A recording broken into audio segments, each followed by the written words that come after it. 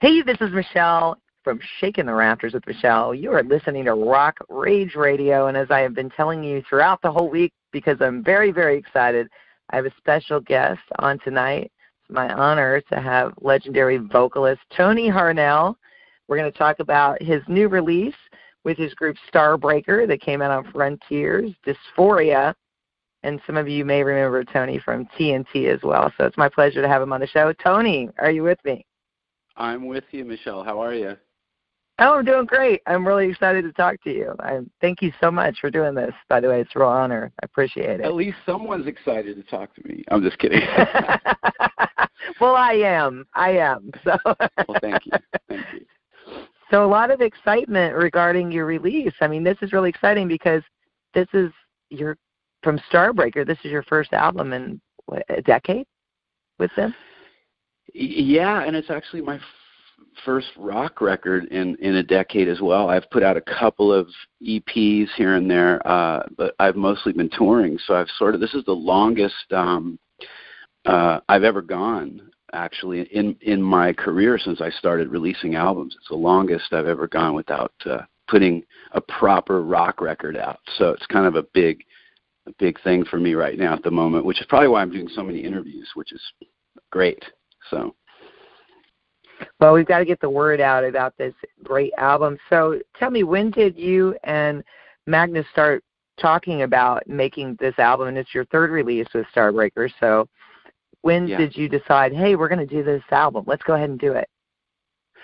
I think we probably started talking about it around 2016, and we agreed to do it.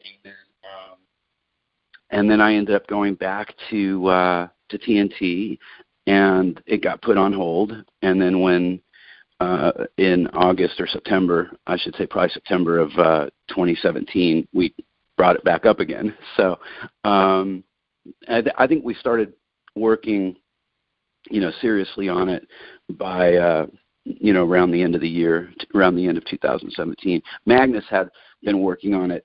He started working on it when we first started talking about it back in 2016, but I got busy with TNT, so I sort of shelved it till then, which was worked out in a weird way to be, you never know when you finish an album. Sometimes I step back and think, how would it have sounded if I had done it back then? Would it be like this, So it's a strange thing to think about, but I think ultimately, I sort of don't like cliches like it was meant to be. Things happen for a reason. I hate those things, but maybe they're true. Maybe they're all true. I don't know. I think they're true to an extent, but I kind of understand what you're saying. So basically, it probably would have been a totally different album had you not had the life experiences you had between that time and the creation of the album. Very much so. Yeah, the record, lyrically, the record turned out to be pretty thematic, which I did not necessarily plan on, and a real cathartic, therapeutic experience for me. I'm very lucky to be an artist that I can actually pour what's happening, in my life out through songs, and it's a really beautiful thing to be able to do. So and you're a lyricist, obviously, and you do a lot of that with your writing with Magnus here, and I know you all have a distance. Most of your creative process, was that done utilizing all the current technology that's available, basically, in the recording of this album? Yeah, for sure. All three albums were done long distance, but they were done in different ways. So this one was, I think, probably the most intimate album, I would say, because the other albums, at least on my side of the pond, I was working in a studio with somebody else producing me or co-producing me. And this time I did all the vocals myself in my home studio, and it was really what I needed to do for this album to make it happen in the way that it did. And I just have to say real quick, this genre, these records, and these quote projects that come out, and many come out through Frontiers and similar labels. I think, and I'm guilty of this too. It's easy for people to sort of just write them off as being oh, I know what that's going to sound like. It's going to be blah blah blah, and it's going to be kind of empty, and it's really not going to be much to it. This is a real, and I think I can say this for all the Starbreaker albums, and I'd like to be able to say it for most everything I've done, that I don't look at any project I do like a paycheck. They don't pay that well in the first place. So I really put everything I've got into these. I approach them just as I would any other important release, whether it be a solo record, a TNT record, or anything that was important. All the art I do is important to me. It's going to be out there forever, and I want it to be heard, and I want people to get something out of it. That's really the goal here, and that's really the point of making art and writing songs in the first place, is you want people to feel something, you want people to respond and get something out of it. And I know that I know the level of promotion we're going to get. I mean, I think Frontiers does a fantastic job, but I mean, we're not on it's not the 80s or 90s. We're not on a major label. We're not getting there's no MTV anymore, so we don't have the big machine, so to speak, helping this thing really get out there. So in my opinion, the music has to do the work, most of the work, and it has to be the thing that people want to talk about it. So word of mouth. And I just want to say that, because I think that when you think of doing an album with somebody, for me, with someone like Magnus, the two of us together, and I'm sure he would say the same thing, I'm sure both of us think, we trust each other. We know it's going to be a good album. We know it's going to be something of quality. But what you don't know is if it's going to be something more. And I think with this one, he presented me with some great music, and I was going through some things, personally that just brought out things that vocally and especially lyrically. Lyrics bring out things vocally generally, and I think it's a special album. So I was going to say that we knew it was going to be probably good and meet a standard, because we both have been doing this for a long time. But again, you don't know if it's going to be special, and I think I just feel like this one is, and I'm not trying to sit here and say it's a a masterpiece or anything, but the response I've been getting from people is mirroring what I'm saying, which is just that they're just getting from it what I put into it, and doesn't always happen. Sometimes you put everything into something and people just don't get it, and I'm so pleased that they are. Let me ask you a question in regards to that, because, you were talking about as a lyricist how the things you're going through in your personal life, obviously are going to affect what you're writing, because you're coming from real emotion and experience and all of that. So when people generally ask you, hey, Tony, what's this song about? What inspired you to write this song? Because sometimes I like to ask people that, but I get from artists a lot, and I don't think it's so much where they don't want to divulge something personal. I think it's more like they like to leave the interpretation to the fans. What's your preference on that? If someone asks you about songs, I like to leave the interpretation open as well. And I think these lyrics are mostly pretty, self-explanatory. They are, yeah. I mean, I'm not saying that they'll necessarily. I mean, they're still metaphoric. They're still at times very poetic and so forth, as you do when you're writing. But yeah, I think I don't like to I'm not going to lay it all out there on the table, but I think they're pretty explanatory for the most part. I mean, some of the songs may be a little harder for some people to wrap their minds around, and it's not really about grabbing the details as much as it is grabbing, I know what he means by that. The one song, Wild Butterflies, is one that people aren't quite sure maybe what I mean by some of the things that I wrote in the first, especially the first verse and a couple different things in there. But I think if they actually just sit and read those words, it might, which are actually misprinted. they're misprinted on they're misprinted on iTunes and on the CD, which is probably my fault for not proofing it well enough at the time, but they are correct in the lyric video. So I was able to fix it there. Well, that's good. That's good. I saw a quote from you when you were talking about this album, and I wanted to ask you about it because I thought it was pretty profound. So let me see if I can remember which. You said that it was beautifully sad but infinitely hopeful. What did you mean by that? I think that's actually really beautiful. It's a really beautiful quote from you, so it's very moving. It's funny because I did an interview earlier today, and I don't know if he had read that or not, and he actually said to me that he found the record to be at times somber, but ultimately uplifting, and it didn't make him feel sad at all. It actually made him go through various emotions and come out of it feeling good.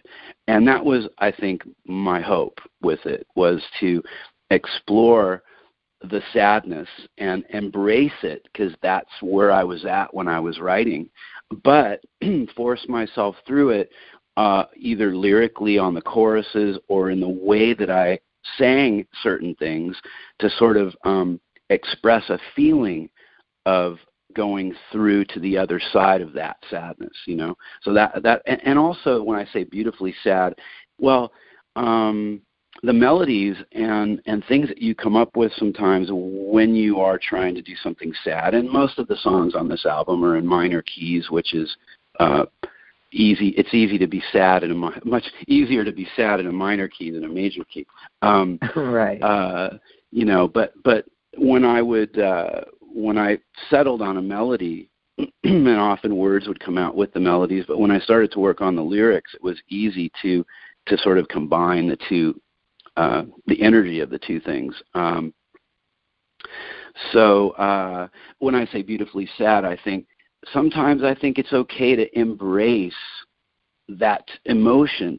Too often, we're in a society where, and understand when I say this that I am in no way criticizing or in any way putting down people who need to take medication or anything like that. But we live in a society where people who are not really that sick, but who have normal human anxiety and whatever it may be, we tend to be in a place right now where we just don't want to feel certain things. And I think that the only way to heal sometimes is to just fully embrace some of these emotions to get to the other side of them. And there is kind of a beautiful a place you get sometimes when you're in a place, when you're grieving over something, that you can almost fall into this kind of, it's almost like you get, dare I say, high off of the endorphins of the sadness. It's kind of deep, I guess, what I'm saying. Maybe it isn't, but I think that's sort of what I mean. And I also really mean that there's a beautifulness in the music that comes from the sadness of the music. And I think a lot of sad music is really beautiful. Some of my favorite songs, some of my favorite melodies are sad songs. So, Yesterday by the Beatles Paul McCartney is one of the saddest songs ever, but what a gorgeous melody, and the list goes on and on.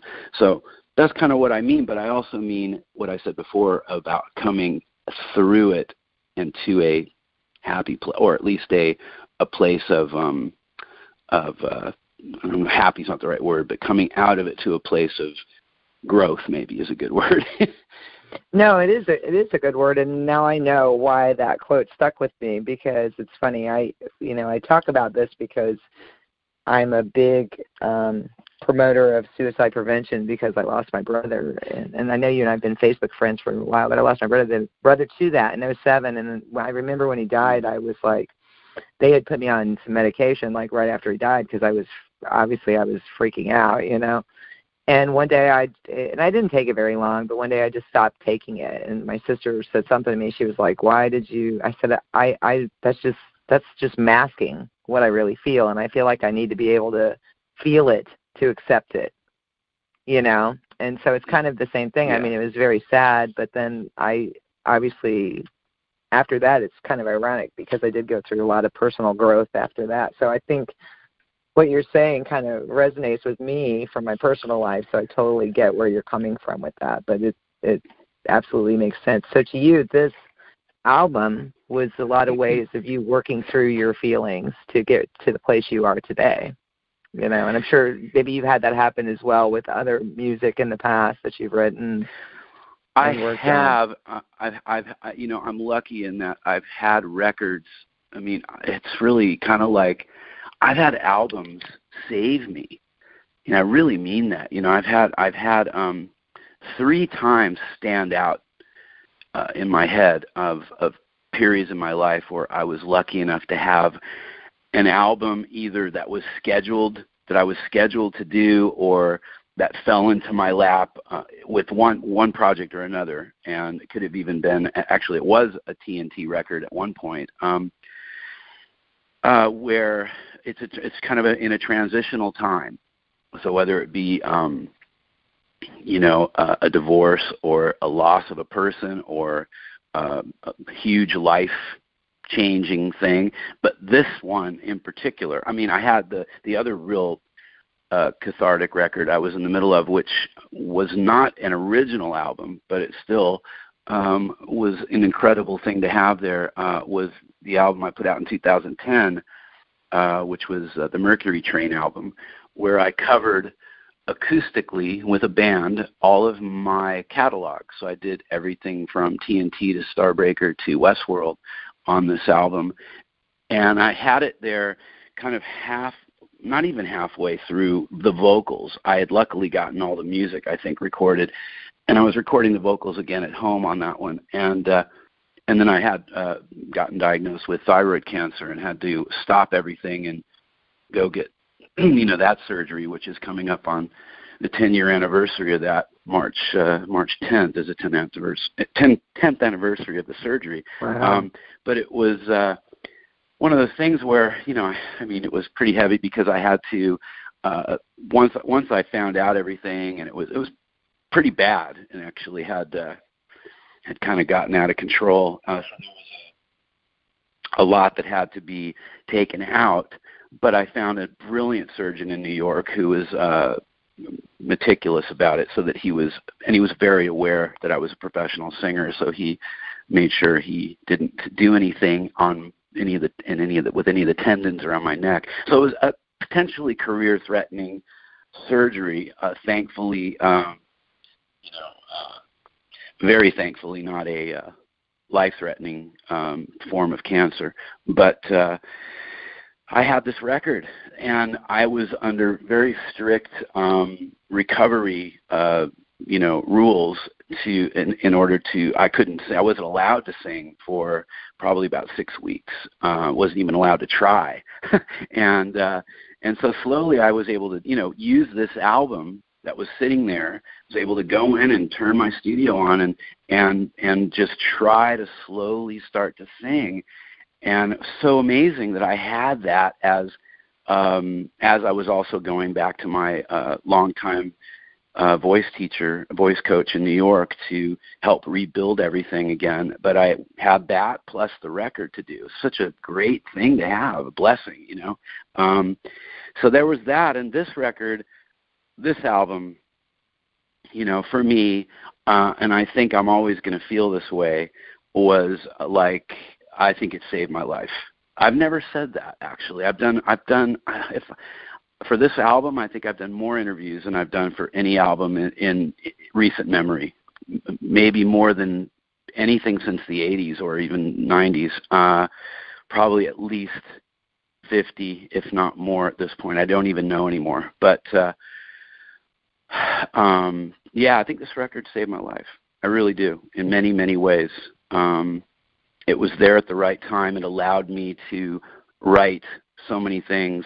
I feel like there's another album or two that will follow this theme. I almost feel like I wish this was, in some ways, a solo record so I could do sort of a 3-part, but I've said it, so now I can just do that, whether it be a Tony Harnell album right. or whatever right. project is next, I can just sort of do that. Well, thank you so much for sharing that. I always appreciate when people have such honesty and are so candid about, their feelings and how these great songs came to be. And while we're talking about the album, of course, let's talk about the title. And you also have a track by the name of that title, Dysphoria. So how did you come up with that? And obviously it fits in line with the concept of the album as well. But what made you choose that track for the title, I guess would be what I would want to ask you.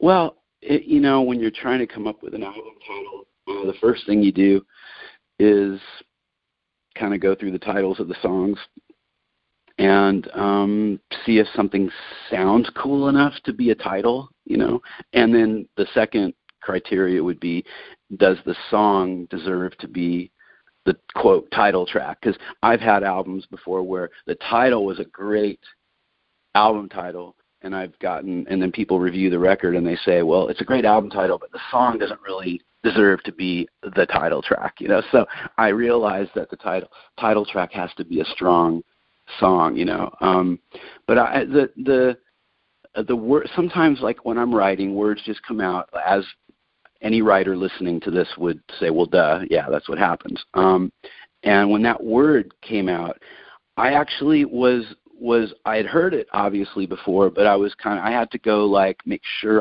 that I really understood all the different meanings, because most words have multiple meanings. I wanted to make sure I had all of it really, secure.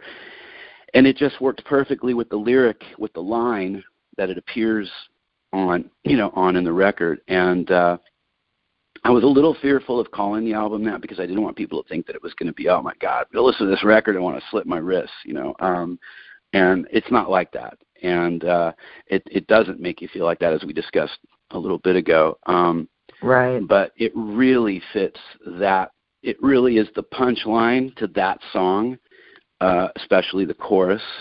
And, and I kind of also thought that the country, our country as a whole right now, is maybe in a state of dysphoria. It really has felt like that for some time now. And so I kind of felt that it would maybe come past the personal meaning that I gave to it into something a little bigger, perhaps.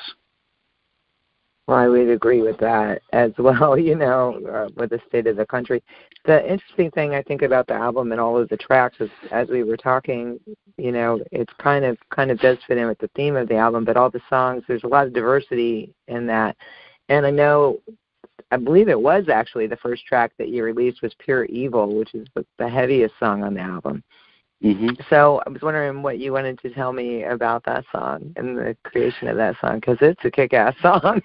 Yeah, and it's funny because when the label said they wanted to put that out as the first single, my knee-jerk reaction was, I'm afraid of doing that because I don't want people to think I love the whole the album. Is that style, right?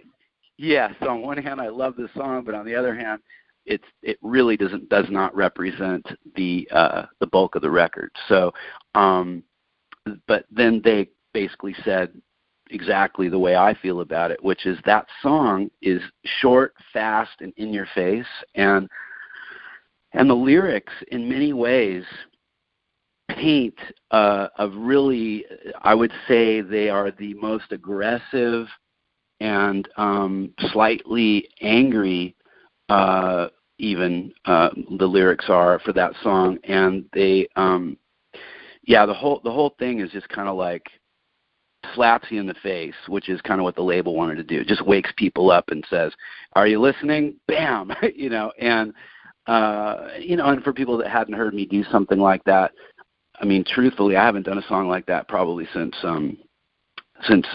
the album Tell No Tales, where there's the title track is probably similar in speed and vocal approach, although that's even crazier back then. But yeah, so it's just kind of like, to me, it's sort of like a movie intro. It's sort of like, wham, are you listening? Okay, good. Now here's the record. So that song kind of leaves people maybe feeling a little bit exhausted, and then the second song comes in and kind of sets the tone for the rest of the album. Yeah, I got that. I mean, that was kind of the teaser. Like I said, I liked the way that you said that with that. That was great. So I have a couple other things I want to ask you, because obviously you have an amazing vocal range. So I'm going to ask you a little bit of musical history about you. It's incredible.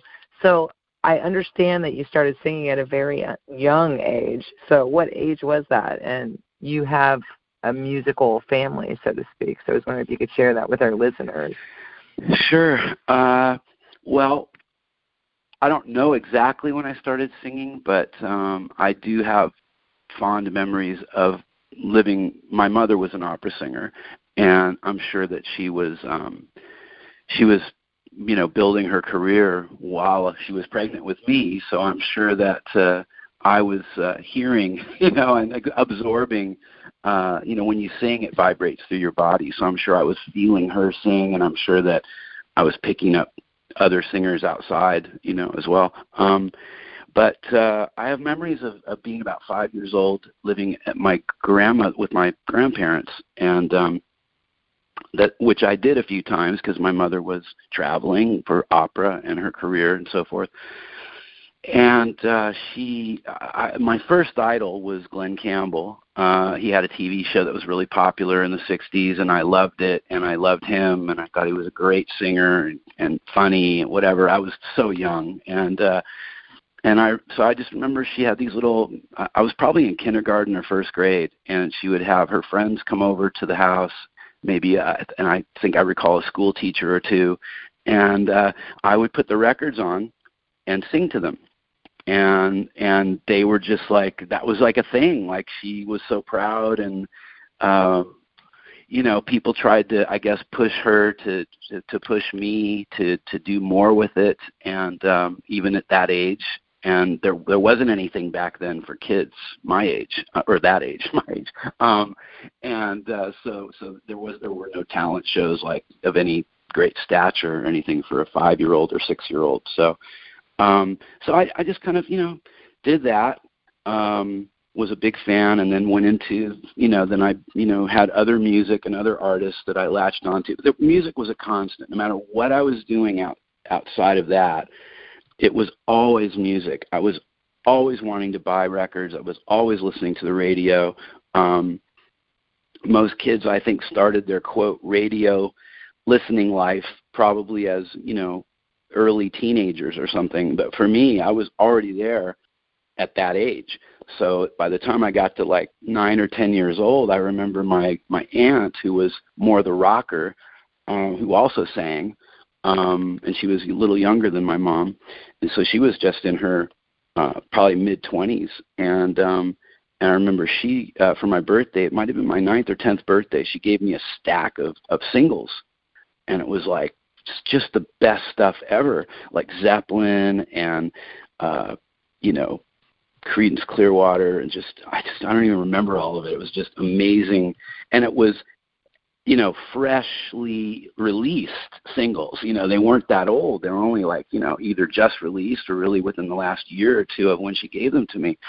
And it was almost like that scene in Almost Famous where the kid goes back into his bedroom and pulls out the bag from underneath the bed, and the sister leaves him all these great albums that end up shaping his life. And in a sense, that what she did for me on that birthday was similar to that, because those singles became the soundtrack. I just put them on, and in those days, you had those record players, you could just stack a bunch of singles up and let them play, and next one would drop down, and that was my day. No matter what else I was doing. So it was always about music, and I was getting this beautiful thing of, on one hand, I was absorbing all the current rock, pop, especially pop, and when I say pop back then, I'm talking Beatles and so forth.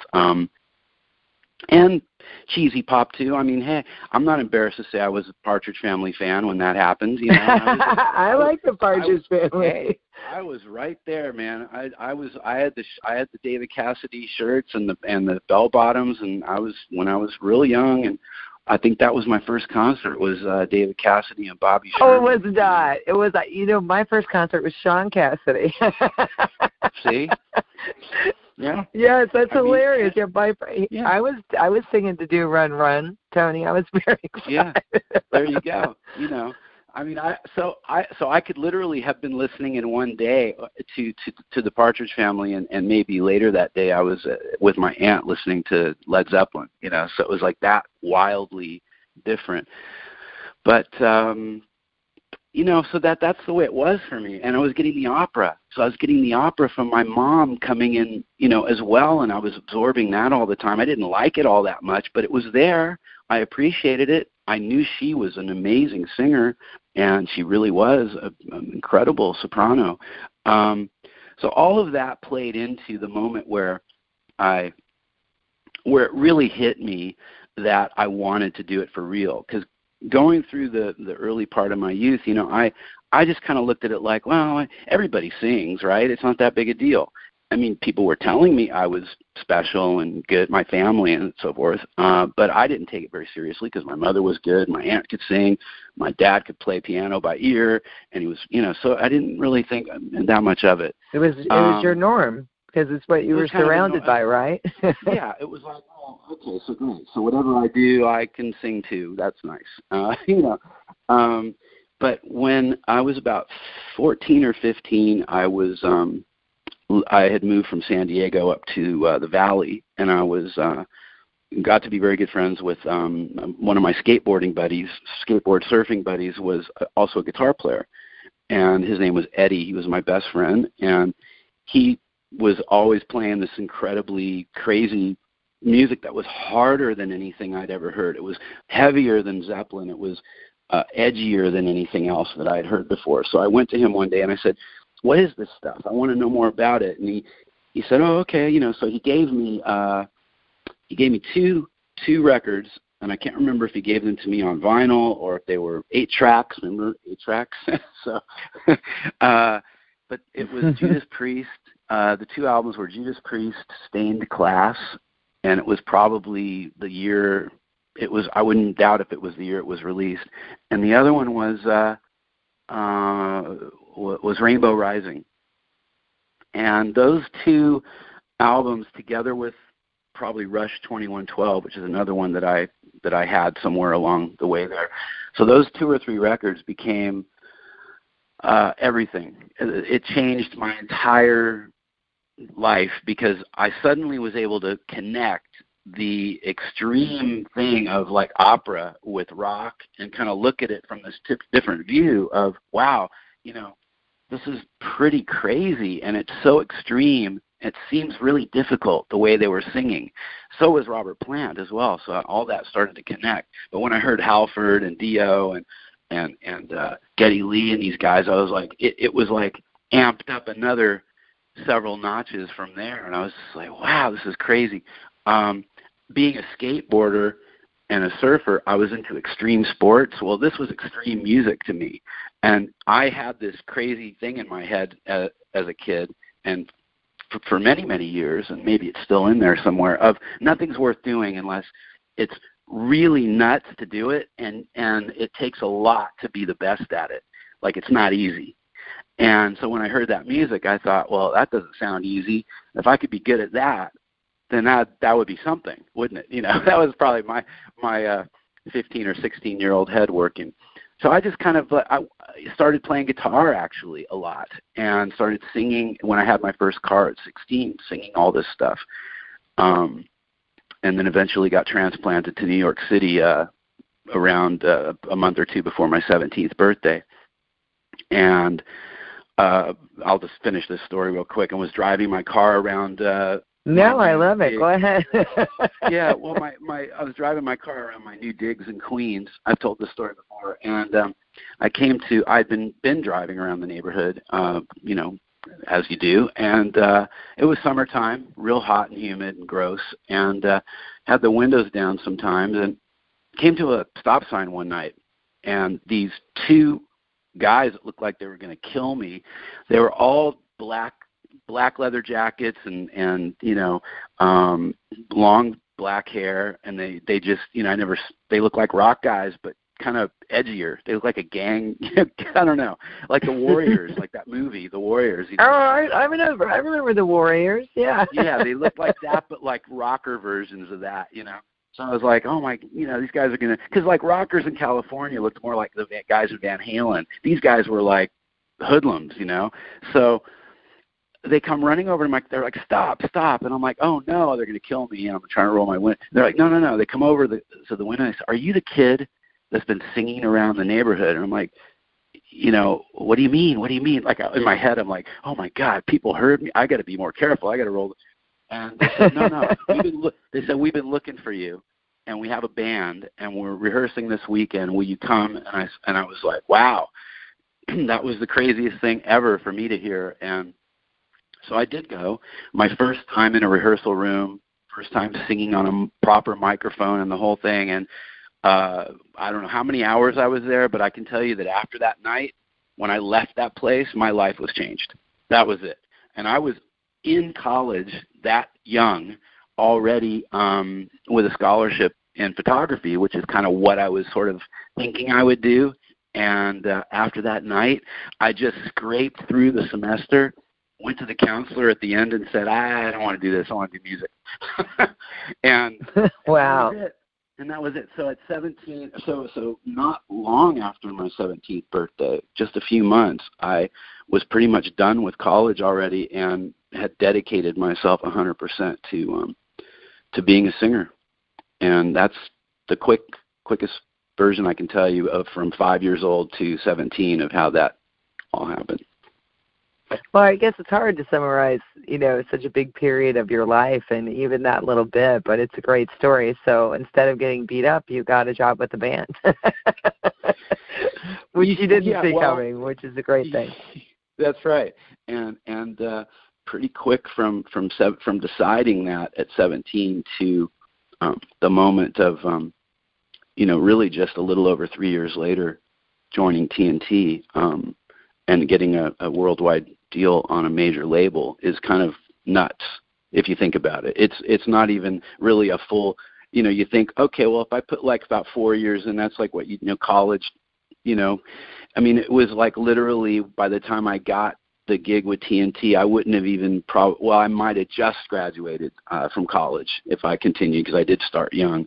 But it's like I look at it and I look back, and every time I think and talk about it, I just say, how did I do that? But when I decided to do it, I loved it. So this is the key. I loved it so much. Like I lived it and breathed it. I grew my hair. I had the clothes.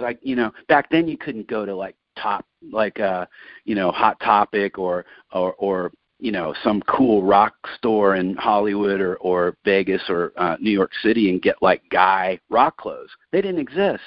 So all the rockers had to go buy like girl spandex and girl shirts and squeeze into stuff and get jackets that kind of worked, and you kind of put it all together yourself to make yourself look like a rocker, and that's what you did.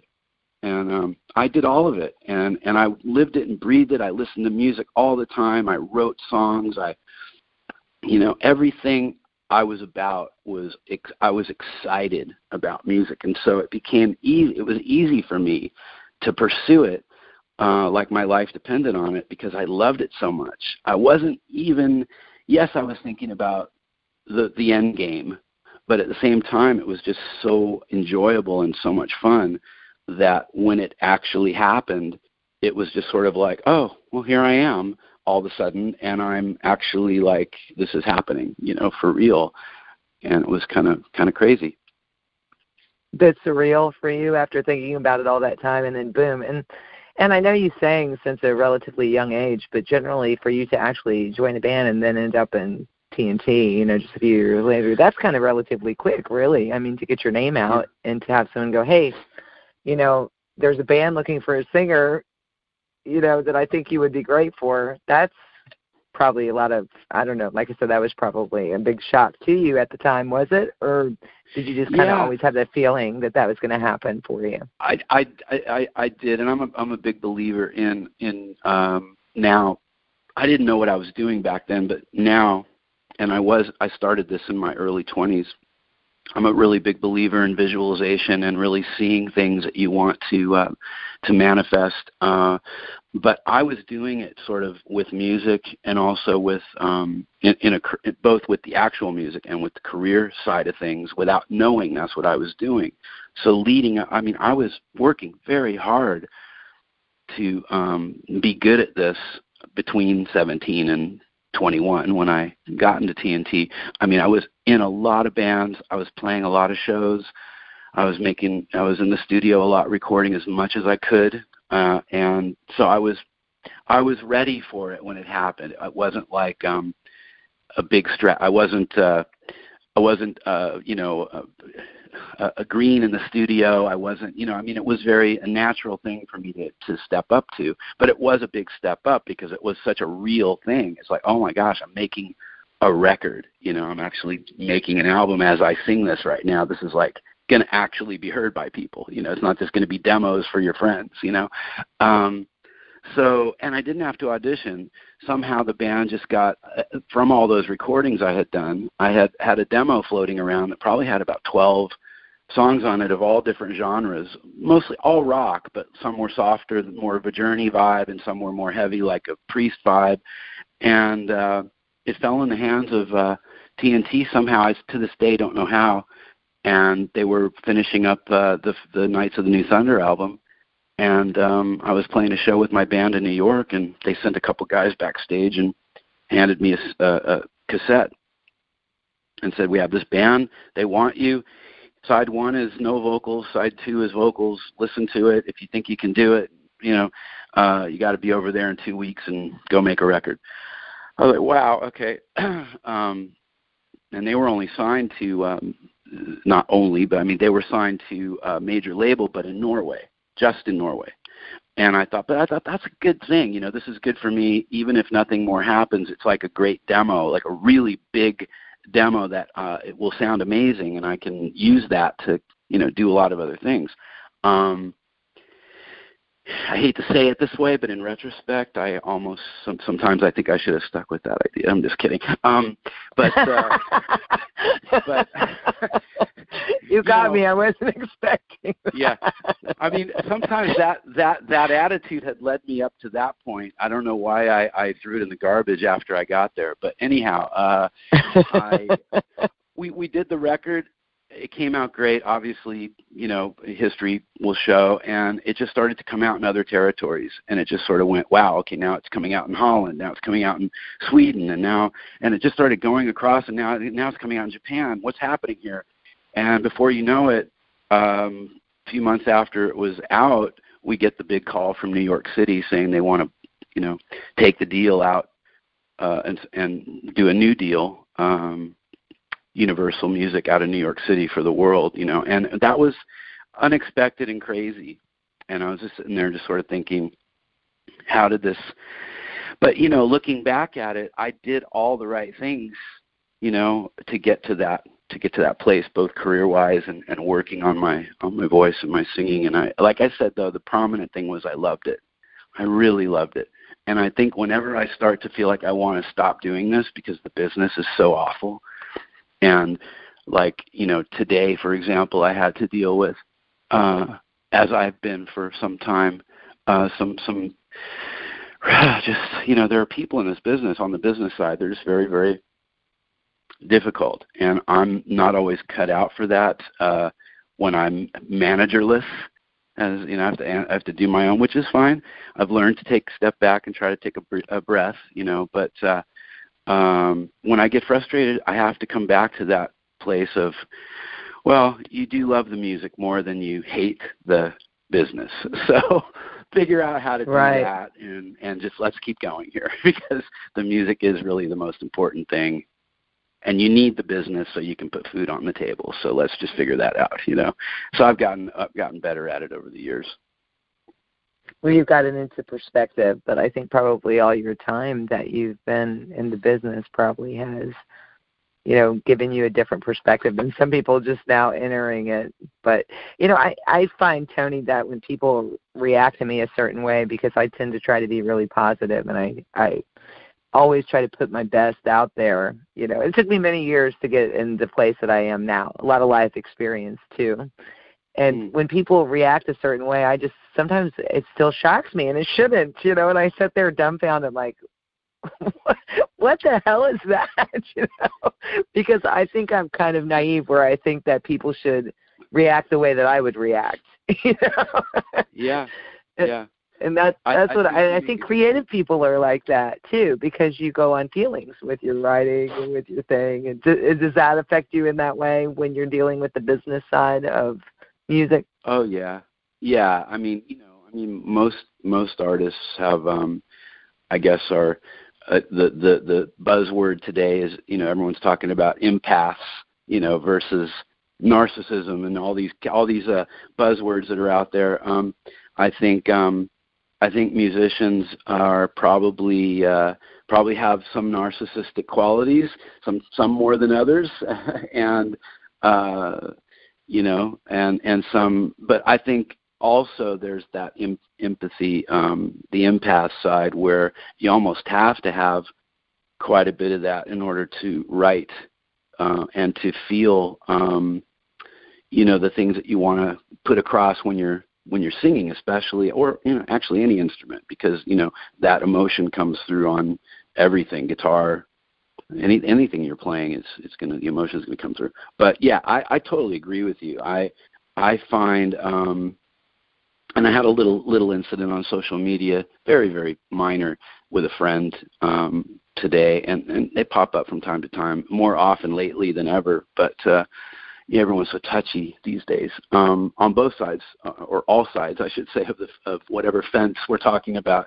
I don't want to be specific, but I think that there is a huge prevalence, and unfortunately a really big trend in passive aggressiveness and sarcasm and imposing your little, these little sort of underhanded, jokes that when you sort of call people out, oh, but that was innocent. And, of course, you let most of it go because it's silly, it's social media, and it really, at the end of the day, it doesn't matter. But it's tiring. It's tiring in conversation. It's tiring to see it all the time on social media when you are, like you said, trying to be positive on a day where you just want to feel good. You just want to put out good vibes and good energy.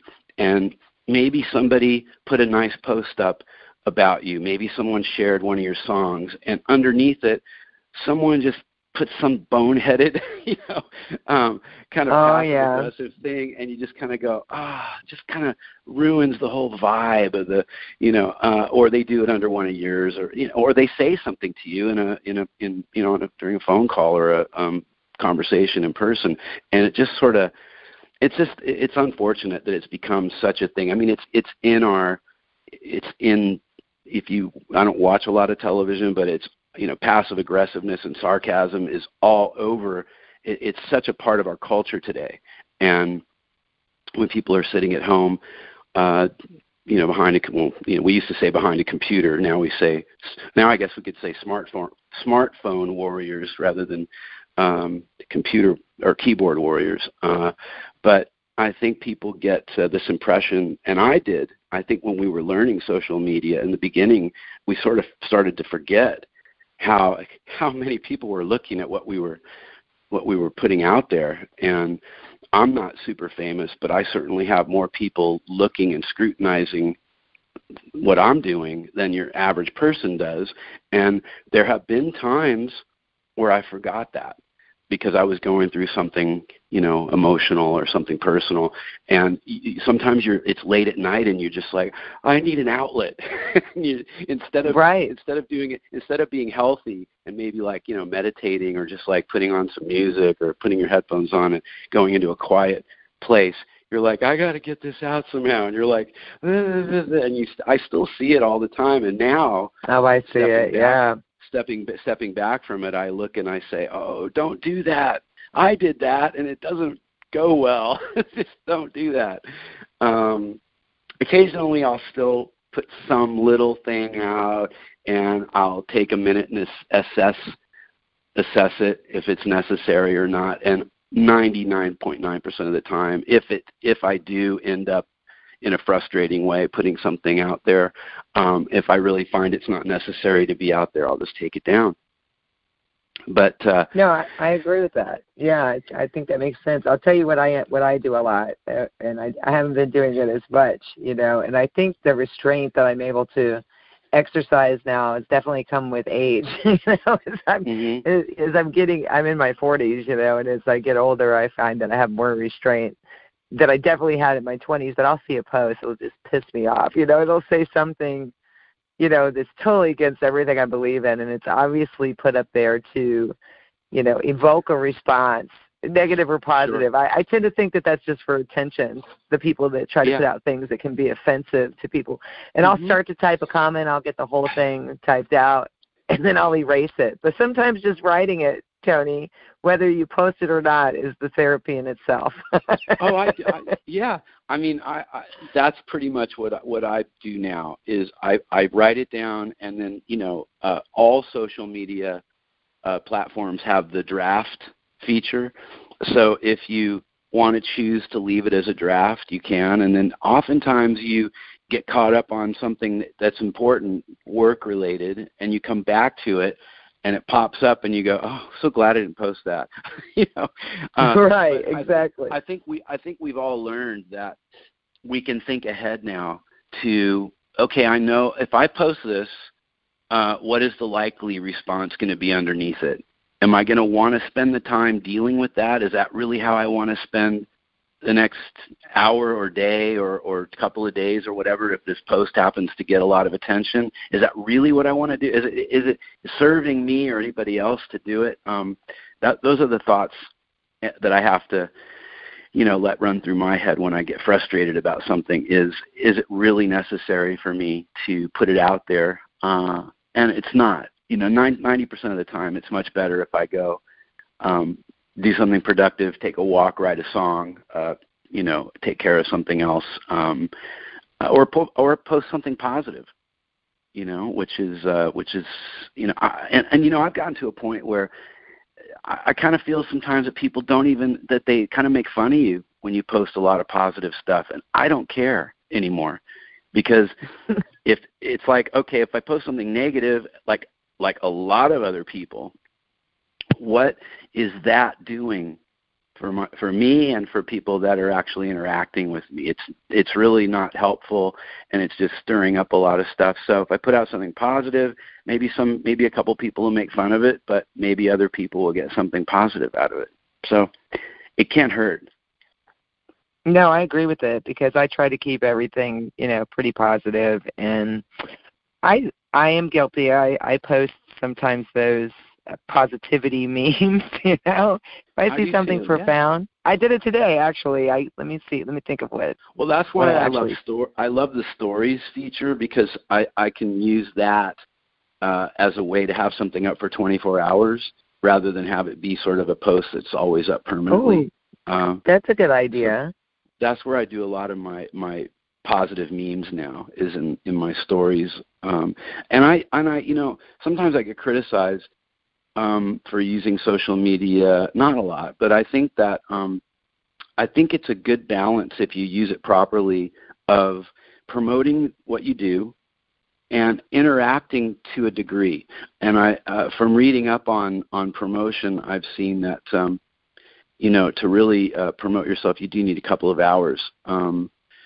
per day to properly promote yourself, because really you're trying to build your brand. And I think you're trying to, by doing that, the best thing to do is to interact with people and then balance it with honesty and a little interaction. Obviously, no one has time to interact with every single person. I try to, at the very least, hit the like button, because that's not hard to just go down the line and go like. Sometimes on my music page, it's hundreds of those, but it's okay. But I try to interact. I try to be a little personable, and that I think is cool for people. I think it engages them more, show some personality. Don't just come off like you're just me promoting. Do a little bit of a balancing thing. I also like to do something I don't see a lot of artists doing, which is share. Whenever I, feel like it, I'll share music from another artist, whether it be a big famous one or a friend. And I think that's a cool thing to do. I've been known to promote, people I'm close with that I think are talented, that I want the world to hear. I've been known to do that over the years. So, well, I think your fans and your friends as well, but your fans and some that may never get an opportunity to meet you, and mine's on definitely a smaller scale than yours, but I think they want to see what you're talking about. I think they want to see your personality. They want to feel like they know you, and some of them may never get a chance to meet you in person. And so for you to put a little of yourself out there is a good thing for those people, and I know it means a lot to people that appreciate your talent and the music that you've given us to enjoy, over the years. So I think that's a big thing, actually. So thanks for that. That's a good thing. Oh, well, that's good. Thank you. Yeah, so let's go back to the album real quick. So we know we got a lyric video for Wild Butterflies, and I'm sure logistically it's really hard for you guys to actually put out a video, but are there any in the future that you plan on doing for your new album? Well, the subject of a video is a little bit tender right now, because we actually have been working on a proper video for a little while. It is challenging, and unfortunately, I hit I had the wrong person try to shoot parts of it here. When I got here, I really didn't know anybody, and I got a really not a good recommendation, and I ended up wasting a good bit of money and getting footage I couldn't use. So, but we're not giving up. So we will hopefully have a video out for. We haven't decided if it's exactly what song it is yet, but I know we're leaning toward one of them. So I could see that still happening, because the record is still really new, and hasn't even been out for a month yet. So there's certainly plenty of time, and it's building as it goes along. It's still, the word of mouth is still generating interest in the record. So it would be great to have a great video come out. I'm sure that would give it a little boost again. So hopefully That'll happen. Yeah. Yeah, I'm sure, but I'm sure that was disappointing for you. So I'm sorry to hear that. But speaking of the album, we played a few tracks before you came on, and we're going to play some more. But wanted to tell everyone to make sure that they pick up your brand new album on Frontier, from Starbreaker, Dysphoria. And then I wanted to ask you, Tony, what do you have planned so far? What's in the works for the rest of 2019 for you personally? There are things I know and things I don't know, meaning there are things on the back burner that I'm waiting to hear about, or maybe they're not even on the back burner. Maybe they're just irons in the fire.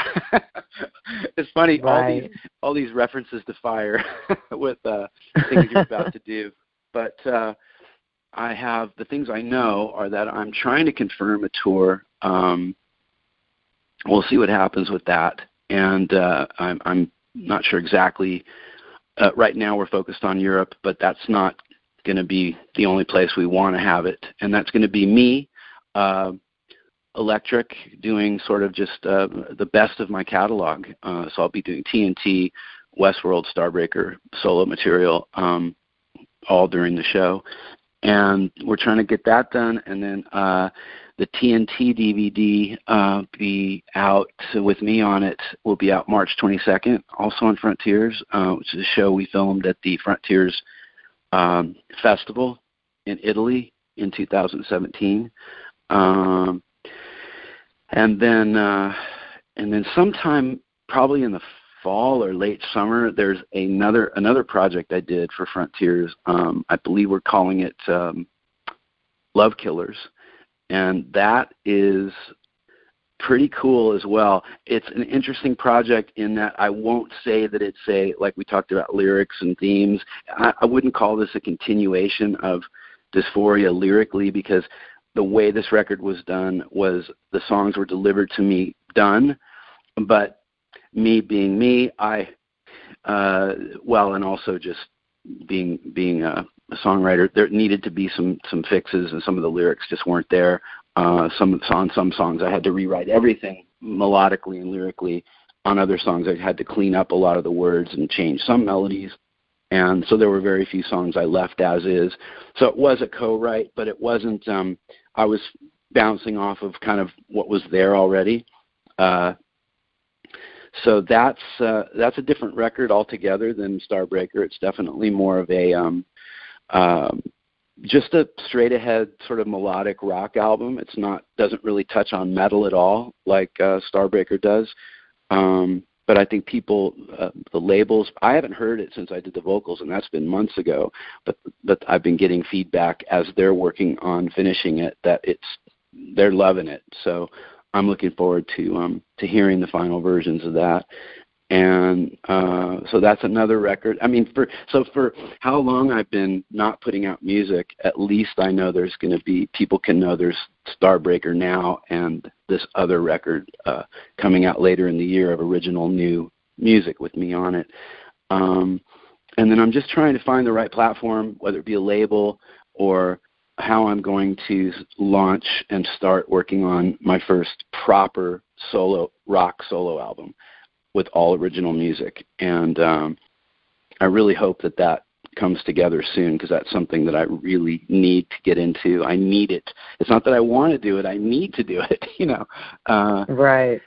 So there's that. And just looking for, hopefully I'll be able to just, get into a touring groove or playing a lot more shows. That's been the goal all along, is to build up into playing a lot more shows. And we would love that. Yeah. Yeah, we would absolutely love that. So it's kind of ironic because, we were waiting. We didn't get to hear any new stuff from you, and now it sounds like it's all going to come, which is very exciting. So you'll definitely have to get back with me. Yeah. Yeah, absolutely. And I hope even if it's just these 2 albums this year, which 2 albums in a year is usually pretty good for most people, then there's definitely going to be more next year, and so on. And so I don't want to have a big lull, a big gap like this again. I want to get back to, I feel like I want to catch up and put a lot of music out and then get back to at least 1 record a year. Even an EP would be okay, or even a few singles would be okay. But I never want to go back to just not putting new music out. That's terrible for me. Well, do you think that it was this album that kind of changed your perspective on that, where you were like, you know what, I really needed this? And yeah, I mean, I did 2 albums back to back almost, which I haven't done in a long time. And I was doing, obviously, with all the live shows. I love playing live. Now I sort of am itching to get on stage again, because you get too much of a good thing. You sort of itch for the studio, and then you get into that. Once you get into the groove, it took me a few songs to get into the swing of it. But once you get into that, it's such a great, fun, amazing thing to get into as an artist creatively. You get into a zone, and then you're just, but once you get a couple of records, you're sort of like, all right, I'm ready to get on stage again. And then, I'll do that for a while, and then, okay, I need to make some music again. So it's sort of that feeling I think that most of us feel like. Well, it's all really exciting, and like I said, thank you so much for sharing everything with us, and this is a great album, and I'm telling everyone again, pick it up. Starbreaker's new album, Dysphoria, on Frontiers. Make sure that you do. And Tony, do you want to leave your fans or our listeners with anything before we play some more of your great new album. Well, I just want to say thank you for for the years of support. I do this because I know that people want to hear that. That's what actually allows me to keep doing this, is that if I put something out, people actually are there to listen. So I couldn't do this without people that were interested in having people interested in my music. So thank you to everybody who's listening, who is. And, I've heard a few times from people. I'm not saying it myself because I'm not really sure, but I've heard a lot of people saying lately that this is one of my best, if not the best, release I've had. So if you haven't heard it, please check out the whole record, because it is sort of a journey from the first song to the last song, and hopefully you'll get out of it what other people seem to be. And again, just thanks to everybody out there. Well, thank you so much, Tony. It's an honor talking to you, and I appreciate you coming on the show, and looking forward to more great things from you for the rest of the year, and I know we're going to see a lot of good stuff coming up. So thanks again. Thank you so much. Thank you, Michelle. All right, everybody, Tony Harnell.